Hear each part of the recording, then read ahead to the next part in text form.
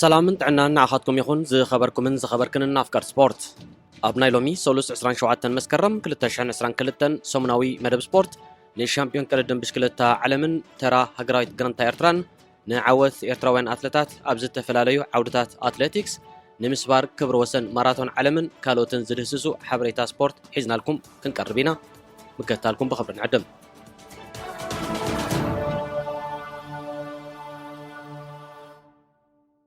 مبل 89 ودر شامبيون قردن بشكلة عالم بقدمة مال السنبت 25 مسكرم كاب كتما سيدني نشنخ دبوب استات 100 كيلومتر رحقة اب جماجم بحرية بستدكونت كتما وولونغونغ أستراليا بعوت بلجماوي ريمكو إيفانوبل تفتيمو قدمي كلتا سومون قبل المبل 77 ودر جراند تور فولتا اسبانيا كلتا شان 22 بمخان كيح مالي ازوننه ود 22 عامت إيفانوبل ابزي 6 ساعات 16 دقائق نزحتته كلتا 266.9 كيلومتر رحق أزنبر ودر جمع عوت كأسر زخالة ودر كفتسم أستاذ 35 كيلومتر مسترفو مس كازاكستاناوي أليكس ليشينكو هاديمو دحري مخادو حدات كيلومترات كيدو دما نليشينكو تنتينو نستات 25 كيلومتر نبحتو توقعيزو بناي كلتا دقائقن 21 كاليتاتن فللي بينو بزي تغاتاتي مختم تحنصاص دحر مرغاصيو أزين السوزان صفونا جيزيغاغ دحري شحن 1998 عام تمرت أول شامبيون قردن بشكلة عالم نفلما جيزي استمزقبه زقف حق جيزيو أبال هاجرايت غانتا بلجيم دحري كلتا شن 10 عام تمرت نزي زعابي ولدر كتعوتلو ريمكو إيفانبول ناي مجمريا تقدر دمايو نبلجيم قدمي 10 عامتات شامبيون الزسنقا أب فالكنبورغ نيزرلاند زنقسي فيليبي جيلبرت مخانو مزاقبت تاريخ يحبرو ريمكو إيفانبول قدمي حجون أب كل عدمة جونيور شامبيون عالم كوينوس لزنبره بدحرزي ناي بقدمة مال عوتو أقدمو كاب إليت كمون جونيور تغلادم تعلم قداماي بموتا كابا شامبيون بملباس نبينو كبري رقيبو متسنحي أمريكاوي غريغ ليموند معري نخزرع بقعو بزي كازنسو دحرتي أب شحن 1980 أب حدا عامة سبورت نوردر جراند تور نحدا كابتوم بمونيمنت زفلتو حموش ودرات كلاسيكن نوردر شامبيون عالم استعوتلو فرنساو برنارد هينو تمساسال تاريخ زدقمه تقلدماي كخون كيلو إيفانبول دحري عوتو أبزابو قال لومي مشت أب عراتي زحدراي مسلنن بمبال عوتو نمتنبال نتمشت أب ساعة سعيتن فانتازيان كحلفو مخانو قليسو أبزينا يولونغو قعلو شامبيون قردن بشكلة عالم كوينو نعمت ملو ماليا كاستدبنا كلبس مخانو نزرقا قصي إيفانبول تغتلهم فرنساوي كريستوف لابورتن أسترالياوي مايكل ماتويسن كالاين سال ساينتر تحيزهم كاب إرتراوين تقدادمت بينيام قرماي مبل 54 مرها قدس دما مبل 69 ترتا تساريعم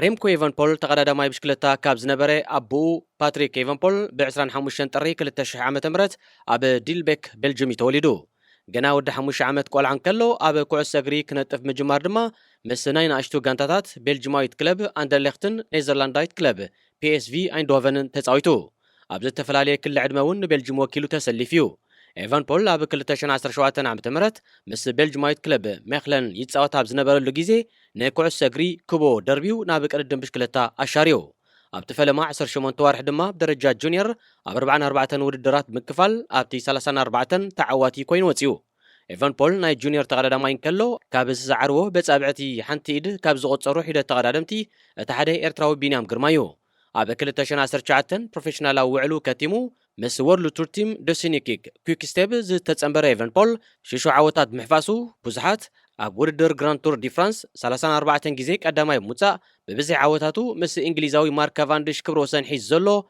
إيدي ميركسن كمساسلون ناي متساي إيدي ميركسن إلوم كتصوعون جيزي أي وسدلومن نسو جن رأسو كي إلمبر مس سم ميركس تأساسيرو كتصوع دليتو كم زي كونه يزقلت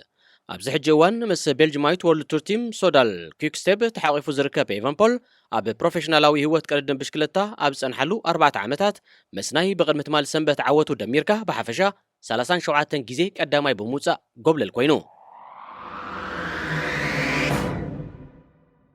هاجرايت غانتا إرترا نابزي ودر شامبيون قردن بشكلة عالم نأولمبيكاوي تقداماي مراو قدس كاب أمريكاوي وورلد تور تيم EF Education Easy Post نأولمبيكاوي تقداماي أمانيل جبرك زابير كاب أمريكاوي وورلد تور تيم تريك سيغافريدو نبينيام قرماي كاب بلجماي وورلد تور تيم انترمارشي وانتي غوبر ماتريو ناتنايل تسفاتين كاب إيطالياوي برو كونتيننتال تيم ድሮን ሆፐር አንድሮኒ ጂዮካቶሊ ንሄኖክ ሙልብራን ካብ ኢጣልያዊት ፕሮ ኮንቲኔንታል ቲም ባርዲያኒ ሲኤስኤፍ ፊያንዜኔ ከምኡን ንመትከል ኢዮብ ካብ ማሌዥያዊት ኮንቲኔንታል ቲም ተሬንጋኑ ፖሊገን ብሓፈሻ 6 ተቐዳደምቲ ሒዛ ተሰሊፋ መብዛሕትኦም ዞም ተቐዳደምቲ ኣብዚ ዓመት ኣብ ጽቡቕ ቁመና ብምንባሮም ተሓጋጊዞም ገለ ተኣምራት ክሰርሑ ልዑል ትጽቢትን ትምኒትን መላእ ኣፍቃሪ ቀደም ብሽክለታ ኤርትራን ኣፍሪቃን ነይሩ ብፍላይቲ ኣብ ዝሓለፈ ዓመት ኣብ ውድድር ሻምፒዮን ዓለም ትሕቲ 23 ዓመት ካልኣይ ብምውፃእ ብሩር ማዳልያ ዘንጠልጠለ ቢንያም ግርማይ ኣብ ውድድር ሽኳ ዘይምሕራብ ርእሲ ምዃኑ ነዚ ውድድር ከም ቀንዲ ሸቱኡ ሰሪዑ ነዊሕ ምድላዋት ስለ ዘካየደሉ ሎሚ ዓመት እውን ምስ መተሃላልኽቱ ሓቢሩ ክሳብ መወዳእታ እንተዳ በፂሑ ተወሳኺ ማዳልያ ንኤርትራን ኣፍሪቃን ከምፅእ በሪኽ ተኽእሎ ከም ዘለዎ ደቂ ሃገሩ ጥራይ ዘይኮኑ ክኢላታትን ተንተንትን ቅድድም ብሽክለታ ብሰፊሑ ክገልጽዎ ዝቐነዩ ዛዕባ ነይሩ ነዚ ህርፋንን ህንጡይነትን ንምዕጋብ ከዓ ብዘይካቶም ነቲ ውድድር ኣብ ዝምችእ ናይ ግዜ ዞባ ማለት ኣውስትራልያን ሕቡራት መንግስታት ኣሜሪካን ዝነብሩ ኤርትራውያን ብዓሰርታት ኣሽሓት ዝቆጸሩ ኣብ ኣፍሪቃ ኤሮፓን ማእከላይ ምብራቕን ዝነብሩ ቤተሰብ ቅድድም ብሽክለታ ኤርትራ ነቲ ልዕሊ 6 ሰዓታት ዝወሰደ ቅድድም ንናይ ድቃስ ግዜኦም ሓሽሾም ብለይቲ ከይተገንበው ኮፍ ኢሎም ተኸታቲሎሞ እዚ ኹንዳ እምበር ሃገራዊት ጋንታ ኤርትራ ኣብቲ ውድድር ነቲ በብእዋኑ ዝለዋወጥ ዝነበረ ምዕባለታት ናይ ፀወታ ብግቡእ ከተንብቦ ብዘይምኽኣላ ኣንቢባ ድማ ግብረ መልሲ ብዘይምሃባ ብዘይካቲ ሒዛቶ ዝኣተወት ንቢንያም ግርማይ ምዕዋትን ምሕጋዝን ዝብል ቀንዲ ስልታ ካልእ ኣማራፂ ስልቲ ሒዛ ብዘይምእተዋ ወይ ከዓ ብኣሰልጣኒ ሳምሶን ሰሎሞን ዝተዋህባ ኣማራፂ ስልቲ ኣብ ተግባር ብዘይምውዓላ ንዓወት ኣይበቕዓትን ከምኡውን ንባህግን ስምዒትን ደገፍታ ከተረዊ ኣይከኣለትን ሃገራዊት ጋንታ ኤርትራ ኣብ ምጅማር ናይቲ ውድድር ንናትናኤል ተስፋጽዮን ምስ ሓንቲ ካፕተን ሃዲመን ዝነበራ ጉጅለታት ምልኣኻ ብቢንያም ግርማይ ጥራይ ዘይኮነ ብኻልእ ተቐዳዳማይ እውን ንኽትዕወት ዘኽእላ ካልእ ኣማራፂ ሒዛ ናብ ውድድር ከም ዝኣተወት ዘመላኽት እዩ ነይሩ እንተኾነ ግን ቅድድም ክውዳእ ኣስታት 75 ኪሎ ሜትር ምስ ተረፎ ካብታ ኤርትራ ዝነበረታ ዓባይ ጉጅለ ልዕሊ 20 ተቐዳደምቲ ተፈልዮም ሞሊቖም ንቕድሚት እናተዓዝሩ ሓደ ተጻዋታይ ከሕለፈት ኢዳ ጣሚራ ኮፍ ኢላ ተዓዚባ ፀወታ ብምንባብ ነቲ ቀዲማ ብመንገዲ ናትናኤል ተግቢራቶ ዝነበረት ካልኣይ ኣማራፂ ስልቲ ደጊማ ክትጥቀመሉ ኣይተራእየትን እዚ ጥራይ ዘይኮነ ነዛ ዝሃደመት ጉጅለ ንምርካብ ብጀርመናውያንን ካልኦትን ኣብ ዝግበር ዝነበረ ሃድን እውን እግራ ክትሕውስ ኣይከኣለትን እታ ጋንታ ኣብዚ እጃማ እንተተበርክት ነይራ ዓቕማ ፈቲና እውን ክበሃል ምተኻእለ ነይሩ ቤልጂማዊ ቮት ቫን ኣርት ኣስታት 25 ኪሎ ሜትር ምስ ተረፈ ነታ ቢንያም ዝነበራ ጉጅለ ጥቂዑ ናብ ቅድሚት ኣብ ዝተወንጨፈሉ እውን ነቲ ከተዕውቶን ክትሰርሓሉን ኢላ ዝሓረየቶ ቢንያም ናብ ቫን ኣርት ከተልግቦን ክትድግፎን ኣይተራእየትን ቢንያም እውን እንተኾነ ነቲ ከም ታርጌት ቁፅሪ 1 ኣስጋኢ ተፃዋታይ ኢሉ ኣሲሩሉ ዝነበረ ቮት ቫን ኣርት ንካልኦት ተቐዳደምቲ ኣኸቲሉ መጥቃዕቲ ኣብ ዝፈንወሉ ክሳብ መወዳእታ ክሕዞ ብዘይምኽኣሉ እቲ ካብኡ ዝድለ ተራ ብዝግባእ ኣይተፃወተን ቢንያም ኣብቲ እዋን ኣሰር ቫን ሃርት እንተዝስዕብ ነይሩ ምናልባት ብሩር ወይ ነሓስ ማዳልያ ኣይምስኣንን ነይሩ ምክንያቱ እቶም ተሸለምቲ ብሩርን ነሓስ ማዳልያን ዝኾኑ ክልተ ተቐዳደምቲ ማለት ላፖርተን ማቴዎስን እግሪ ቫን ሃርት ተኸታቲሎም ዝኸድዮም ቫን ሃርት እውን ኣብ መወዳእታ ብሽኳ ተበሊፁ 4ይ ደረጃ ይሒዙ ሃገራዊት ጋንታ ኤርትራ ኣብዚ ቅድድም ንቢንያም ምሕጋዝን ምዕዋትን ዝብል ኣውራ ውጥና ኣየተግበረትን ጥራይ ዘይኮነ ንምትግባሩ እውን ክትፍትንን ፍሕትሕት ክትብልን ኣይተራእየትን ኤርትራ ብደረጃ ጋንታ ምስ ከም በዓል ቤልጅየም ፈረንሳ ኣውስትራልያን ካልኦት ዓበይቲ ሃገራውያን ጋንታታትን ዝዳረግ ዓቕሚ እኳ እንተዘይሃለዋ ሒዛቶም ዝኣተወት እኹል ዓቕሚ ሰባ ዝዛመድ እኹል ፃዕሪ ኣይፍሰሰትን ካብ 6 ተቐዳደምተኻ ቢንያምን መርሃውን ንዝተመደበሎም ርሕቀት ክዓሙን ከለው ዝተረፉ 4 ማለት ብኣግኡ ዝተኣልየ መትከል ኢዮብ ኣማንኤል ገብረ እግዚኣብሔር ሄኖክ ሙሉብርሃንን ናትናኤል ተስፋጽዮንን ቅድድሞም ከይዛዘሙ ኣብ መንጎ ኣቋሪፆም ሃገራዊት ጋንታ ኤርትራ እዚ ብሰንበት ዘንጸባረቐቶ ጉድለት ኣብ ዝቕጽል ውድድራታ ኣሪማ ክትቀርብን ክትዕወትን ትጽቢትን ሕቶን ስድራ ቤት ቅድድም ብሽክለታ እዩ ኣብዚ ከይተጠቕሰ ክሕለፍ ዘይግብኦ ብድሕሪ ውድድር ኣብ ማሕበራዊ ሚድያታት ብገለ ውልቀ ሰባት ዝተንጸባረቐ ዕሸላውን ስፖርታዊ ጭውነት ዝጎደሎ ግብረ መልስን እዩ ስዕረትን ዓወትን ኣካልን መኻይትን ስፖርት እዩ ኣብ ስፖርት ኩል ግዜ ዓወት የለን ክትዕወትን ከለኻ ብስርዓት ሓጎስካ ትገልጽ ክትሰዓርን ከለኻ ድማ ስዕረትካ ኣሜን ኢልካ ብጸጋ ክትቅበል እዩ ዝግባእ ዓወት ኣብ ዝርከበሉ ተቐዳድምትና መን ከማኹም እናበልካ ሆ ክትብል ጸኒሕካ ዓወት ኣብ ዝሰኣነሉ ድማ 180 ዲግሪ ተጠዊኻ ካብ ስነ ምግባር ወፃኢ ዝኾነ ዘሕፍርን ዘፈንፍንን ፍላጻታትን ዘለፋን ጸርፍን ምውርዋር ክውገድ ዘለዎ ሕማቕ ልምዲ እዩ እቲ ካሁን ዝግብኦ ተቐዳድምትና ወይ ከዓ ኣሰልጠንትና እዝን እትን ጉድለታት ወይ ከዓ ጌጋታት ነይርኩም እሞ ፈውስዎን ተኣረሙሉን ኢልካ ርእቶኻን ነቐፌታኻን ብስልጡን ኣገባብ መፍሰስ እዩ ኤርትራዊ ኣትሌት ሳምሶን ኣማረ ብሰንበት 25 መስከረም ኣብ ዝተኻየደ መበል 37 ውድድር ፍርቂ ማራቶን ሌሊዮን ደ ቤልፎርት ፈረንሳ ካልኣይ ደረጃ ብምሓዝ ተሸላሚ ብሩር ማዳልያ ኮይኑ ነዚ ሓደ ሰዓትን 8 ካሊታትን ዝወሰደ ውድድር ኢትዮጵያዊ ጌታቸው ማስረሻ ክዕወተሉ እንከሎ ሳምሶን ድማ ብሂደት ስጉምቲ ተቐዲሙ ካልኣይ ብምዃን ኣብ ተመሳሳሊ ግዜያት እዩ። ኬንያዊ ዮስፋት ኬፕቶ ወገኑ 3 ካሊታት ድሒሩ ሳልሳይ ተርታ ተሰሪዑ። ወዲ 23 ዓመት ኣትሌት ሳምሶን ኣማሬ ኣብ ዝሓለፈ ሰሙን ኣብ ከተማ ፍራንክቪል ጋቦን ኣብ ዝተሰላሰለ 10,000 ሜትሮ ዝርሕቀቱ ሳልሳይ ውድድር ጉያ እግሪ ማስክ ቀዳማይ ብምውፃእ ዓባይ ዋንጫን ወርቂ ማዳልያን ተሸሊሙ ነይሩ። ኤርትራዊ ሽወደናዊ ኣትሌት ሳሙኤል ጸጋይ ብቐዳም 24 መስከረም ኣብ ዝተቓንዐ መበል 59 ውድድር ጉያ እግሪ TCS ሊንዲንጎሎፔት ሽወደን ቀዳማይ ደረጃ ብምሓዝ ትርኑ ዓወት ሓፊሱ። ኦሎምፒካዊ ኣትሌት ሳሙኤል ነቲ 30 ኪሎ ሜትር ርሕቀት ዝነበሮን ድሕሪ 1970ታት ንፈለማ እዋን ብቴሌቭዥን ብቐጥታ ዝተመሓላለፈ ውድድር ንኸዓምም 1 ሰዓትን 38 ደቂቕን ወሲድሉ። ወዲ 34 ዓመት ሳሙኤል ካልኣይ ንዝወፀ ዴንማርካዊ ዓብዱ ኡላዲን ሳልሳይ ኮይኑ ንዝኣተወ ሽወደናዊ መሐመድ ሬዛ ኣቡተራድን ብልዕሊ 1 ደቂቕ ማሕድግዩ መዛዘሚ ሪበን በቲኹ። ኣትሌት ሳሙኤል ጸጋይ ቅድሚ ናይ ሽወደን ዜግነት መሓዙ ውድድር ኦሎምፒክ ለንደን 2012 ኣብ ዝርከቦ ብርክት ዝበለ ውድድራት ንኤርትራ ወኪሉ ተቐዳዲሙ ነይሩ። ደቂ ኣንስትዮ ኣብ ተመሳሳሊ ቦታ ተመሳሳሊ ርሕቀት ኣብ ዝሸፈናሉ ውድድር ኬንያዊት ሲልቪያ ሜዱጉ ንቅድድማ ብ1 ሰዓት 54 ደቂቕን 57 ካሊእታትን ብምፍጻም ቀዳመይቲ ተዓዋቲት ኮይና በዓልቲ ቤቱ ንኦሎምፒካዊ ኣትሌት ሳሙኤል ጸጋይ ዝኾነት ኤርትራዊ ሽወደናዊት ሳምራዊት መንግስቲ ኣብ ድማ 25 ካሊእታት ተፈንቲታ ካልኣይ ደረጃ ሒዛ። ካብ ሳምራዊት ብ4 ደቂቕ ዶንግያ ዝኣተወት ኔዘርላንዳዊት ሊዮኒ ባልተርካ ሳልሳይ ተርታ ተሰሪዓ። ኬንያዊ ኣትሌት ኢልዮድ ኪፕቾጌ ካብ ቀድሚ 4 ዓመታት ሒዝዎ ንጸንሐ ክብረ ወሰን ማራቶን ዓለም ብሰንበት 25 ሰንበት ኣብ ዝገበሮ ውድድር ዳግማይ ሴርዎ። ኣብ 2018 ዓ.ም ንመበል 46 ውድድር ማራቶን በርሊን ብ2 ሰዓታት 1 ደቂቕን 39 ካሊእታትን ብምዛም ክብረ ወሰን ማራቶን ጨበጠ። ወዲ 34 ዓመት ኪፕቾጌ ብቅድሚት ማሊ ኣብ ተመሳሳሊ ቦታ ኣብ ዝሰላሰለ ውድድር ድማ ነቲ 42.195 ኪሎ ሜትር ዝዓቐኑ ርሕቐት ብ2 ሰዓታት 1 ደቂቕን 9 ካሊእታትን ዓሚሙ ንክብረ ወሰኑ ብ30 ካሊእታት ኣመሓይሽዎ። ኣብዚ ልዕሊ 45500 ኣትሌታት ዝተሳተፍሉ ንመበል 49 ግዜ ዝተኻየደ ውድድር ንመቐዳድምቱ ብገፊሕ ማለት ዳርጋ ብኣስታት 4 ደቂቕ ራሕርሑ ንውልቁ ኣብ መዛዘሚ መስመር ዝበጽሐ ኢልዮድ ኪፕቾጌ ኣብዛ ርእሰ ከተማ ጀርመን ዝኾነት ከተማ በርሊን ንራብዓይ ግዚኡ ዝዕወት ዘሎ። ውድድር ማራቶን በርሊን ብዕቤቱ ምስ ከም ማራቶን ኒውዮርክ፣ ቦስተንን ለንደንን ኣብ ቀዳማይ ደረጃ ዝስራዕ ኮይኑ መዛዘሚ ግዜ ካብ ቀዳማይ ክሳብ 10ይ ደረጃ ዝስርዑ ኣትሌታት ኣብ ግምት ምእታው ብቕልጣፊኡ ኣብ ዓለም ቀዳማይ ተርታ ይሕዝ። ካብ 2003 ዓመተ ምህረት ንድሓር ጥራይ ድማ ኣብዚ ቦታ እዚ 8 ወግዓውያን ክብረ ወሰናት ማሕበር ኣትሌቲክስ ዓለም ተሴሮም። ኪፕቾጌ ኣብ ወርሒ ጥቅምቲ 2019 ኣብ ቪየና ኦስትሪያ ንዘካየዶ ብዓይነቱን መስርሑን ፍልይ ዝበለ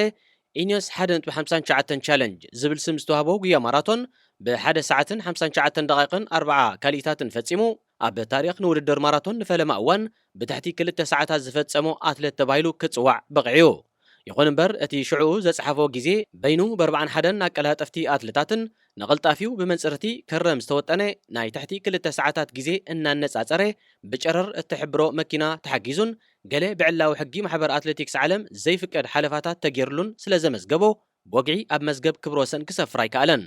ኪፕቾጌ ኣብ ታሪኹ ኣብ በበይኑ መድረኻትን ዓውዲ ኣትሌቲክስን ዘመዝገቦም ዓበይቲ ዓወታት መቁፀሪ ዘይብሎም ክኾኑ እንከለው ንገለ ንምጥቃስ ዝኣክል ግን ብዕቤቶም ኣብ ቀዳማይ ደረጃ ኣብ ስርዑ ውድድራት ማራቶን 10 ግዜ ከምኡውን ኣብ ውድድራት ኦሎምፒክስ 2 ግዜ ጎብለል ብምዃን ልዕሊ 12 ወርቂ ማዳልያታት ወኒኑ። ኣብዚ ናይ ሰንበት ውድድር ዝተሳተፈ ኣብ ሽወደን ዝነብር ኤርትራዊ ሳሙኤል ርእሶም መበል 20 ደረጃ ክሕዝ እንከሎ ኤርትራዊ ኣትሌት ግርማይ ገብረስላሴ ውድድር ቅድሚ ምጅማሩን ኣብ ፈለማ ቀረድምን ብዘጋጠሞ ሕማም ከብዲ ከምኡውን ኤርትራዊ ኣትሌት ዓወት ሃብተ ኣጓኒፎ ብዝቐነ ምጭባጭ ወዳ ንቕድድሞም ኣይፈጸሙን። ኔዘርላንዳዊ ማቲዩ ፋንደርፖል ኣብዚ ዓመት እዚ ምስ ቢንያም ግርማይ ብዘርኣዮ ስፖርታዊ ምትህላኽን ዘንጸባረቆ ጨውነትን ብኤርትራውያን ተኸታተልቲ ብሽክለታ ብዝያዳ ልሉ እዩ። እዚ ዛጊት 3 ውድድራት ግራንድ ቱር ዘጠቓለለ 40 ግዜ ተዓዊቱ ዘሎ ወዲ 27 ዓመት ተቐዳዳማይ ኣብ ቀዳማይ መድረኽ ጂሮ ዲ ኢጣልያ ንቢንያም ኣብ ውድድር ሽኳ ክስዕሮ እንከሎ ቢንያም ድማ ኣብ 10ይ መድረኽ ብተመሳሳሊ መንገዲ ንዕኡ ብምስዓር ሕንኡ ፈዲ ነይሩ። ከም ውፅኢት ናይ ዝኻ ኣብቲ እዋን እቲ ፋንደርፖል ስዕረቱ ብጭውነት ተቐቢሉ ዓባይቱ ንላዕሊ ዊጥ ኣቢሉ እተን ዝተረፋ ጻብዕቱኻ ጨቢጡ ንቢንያም ገና ፍጸምታ ሕንጻጽ ከይሰገረ እንከሎ እንቋዕ ሓገ ወሰካ ኢልዎ ነይሩ። እዞም ክልተ ተቀዳደምቲ ቅድሚ ክልተ ቅነ ኣብ ውድድር ክላሲክ ግራን ፕሪ ደ ዋሎኒ ቤልጅየም ኣብ ዝተራኸብሉ ፋንደርፖል ክረትዕ እንከሎ ቢንያም በጊድዩ መስመር ምስ ሓለፋ ካብ ብሽክለታ ከይወረዱ እንከለዉ ሕቁብ ምጥፍጣፍ ናይ እንቋዕ ሓጎሰካ ሰናይ ስምዒቱ ገሊጹሉ ነይሩ። ፋንደርፖል ነዚ ብቅድሚ ትማል ሰንበት ዝተሰላሰለ ሻምፒዮን ቅድድም ብሽክለታ ዓለም ክዕወትዮም ተባሂሎም ካብ ህዝቢ ልዑል ድምፂ ካብ ዝረኸቡ ሓሙሽተ ተቀዳደምቲ ማለት ኤርትራዊ ቢንያም ግርማይ፣ ስሎቬንያዊ ታደይ ባጋቻር፣ ቤልጅማውያን ሬምኮ ኤቨንፖልን ቮውት ፋን ኣርትን ሓደ እዩ ነይሩ።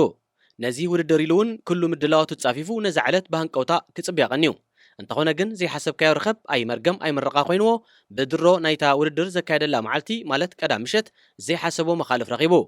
ስፖርዛ ዝተባለት ቤልጅማዊት ማዕከን ዜና ከም ጸብጸበቶ ፋንደርፖል ኣብ ሆቴሉ ይዕሪፉ ኣብ ዝነበረሉ ግዜ ሓንቲ ጓል 13 ሓንቲ ድማ ጓል 14 ዓመት ዝኾና ክልተ ዋልድ ንሆቴሉ ተደጋጋሚ እናኳሕኳሕ ዕረፍቲ መሃብ ከልየኖ። እዚ ኣባል ፕሮ ኮንቲኔንታል ክለብ ኣልፕሲን ደሲኒኒክ ዝኾነ ተቀዳዳማይካ ብተግባራት ናይተን ኮቴትታት ስለ ዝተቆጥዐ ንክልትየን ነዋቢሉ ደፊእወን።